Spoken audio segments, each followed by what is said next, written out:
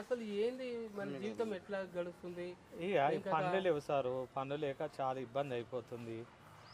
ఇక అన్ని కూలగొట్టడము, ఇది అది చేయటము. అప్పుడు కేసీఆర్ ఉన్నప్పుడు మంచిగా ఉండే. ఈ దేవేందర్ రెడ్డి వచ్చిండు, రూపాయి పని ఉంటలేదు, ఏముంటలేదు. ఇక ఇక అంతే సారు.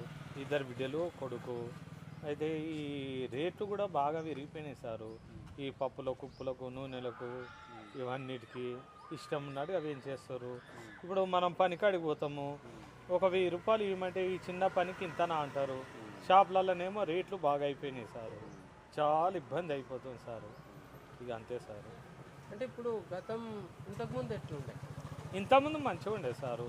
కేసీఆర్ కూడా రైతు బంధు వేసిండు, ఇవన్నీ వేసిండు, మంచిగా చేసిండు. ఈయన రైతు బంధు ముచ్చటనే చెప్తుండు కానీ రైతు బంధు వేయటం లేదు. ఆయన మేము తీసుకోవాలి. ఇంతకుముందు వచ్చినాయి, ఇప్పుడు వస్తలేవు సార్. ఏంటంటే ఏమనంటే మేము మా కార్యకర్తలు డిసైడ్ చేసుకుంటున్నాము, గవర్నమెంట్ దగ్గర పైసలు లేవు, పైసలు లాస్ అయిపోయినాయి. మీరేం పని చేస్తారు? మేము కూలి పని చేస్తాం సార్. అంటే ఇంతకు చేసే కూలి పనికి ఇప్పుడు చేస్తున్న దానికి ఏమన్నా వ్యత్యాసం కనబడుతుందా?